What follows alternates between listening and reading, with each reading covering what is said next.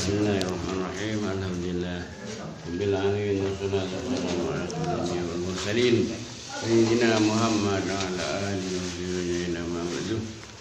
Allahumma shalli ala Muhammad sallallahu alaihi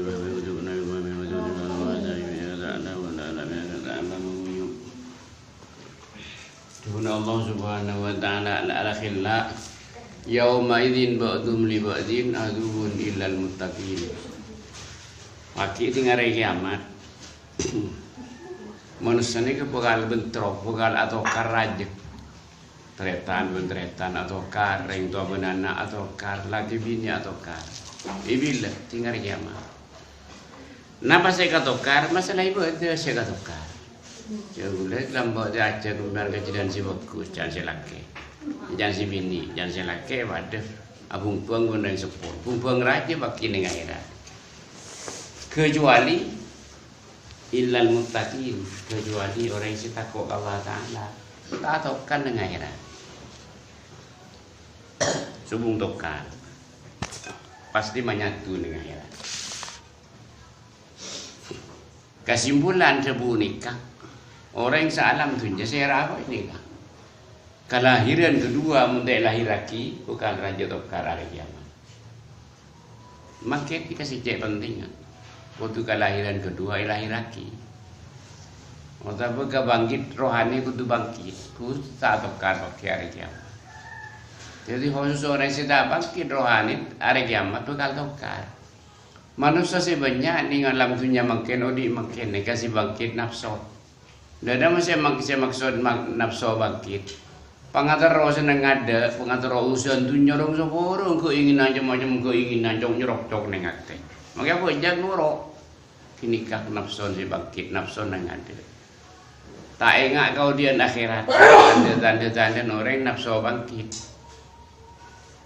Tak kira mikir kau dia akhirat. Bukan mikir kau dia akhirat malam saya apa cekek. Ija kaje. Wabil asharihum yastaghfirun. Waktu sahurnya sepora kalau Ta'ala muncul ingat kau dia akhirat. Makin kan tak ingat. Rata-rata manusia tak ingat kau dia akhirat. Ingat lek kalau bebeng kalau tak nyerap kate ingat. Bukti cerita nyerap kate. Mari ujung subuh tak akan tawirin, mari maghrib tak akan tawirin. Nganggurnya banyak waktu. Tak nyerap kate ingat ke bakti.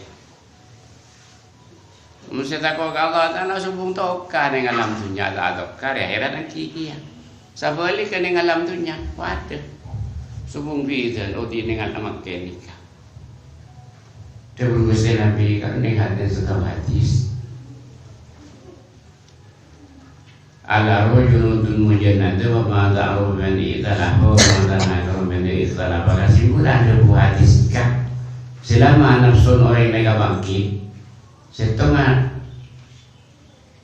nafsu sebangkit setengah rohani sebangkit ini katakan ini musuh ini berganti musuh.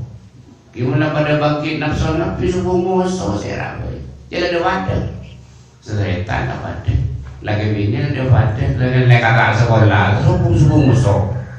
Jadi sampai membangkit rohani, musuh waktu dulu ni Gusti Nabi. Pokok tak menyatu saya rabai, salam dunia ni digunakan dulu. Jadi sampai tak ngerti mai menjadi salah, tak ngerti kata Nabi. Jadi ada masa ngerti mata ini ini alam dunia. Saya usul mata tak ingat kau dia akhirat tak nyerap ke atas ni kan tahu di ni alam dunia. Tinya banyak orang kau di ni alam dunia ni kau dia genteng kat rumah. Ni genteng ni. Genteng ni kan mereka kebuai pan melangsung yang kui. Jauh ke labela kan. Jauh ke jen ke orang. Tawasnya rukyaki. Mari tahu yang kui genteng kat rumah. Jadi ingat ni kamu sahaja. Lihat bagus dia mah, lihat genteng ni kan mereka kebal, jumur, dia pakai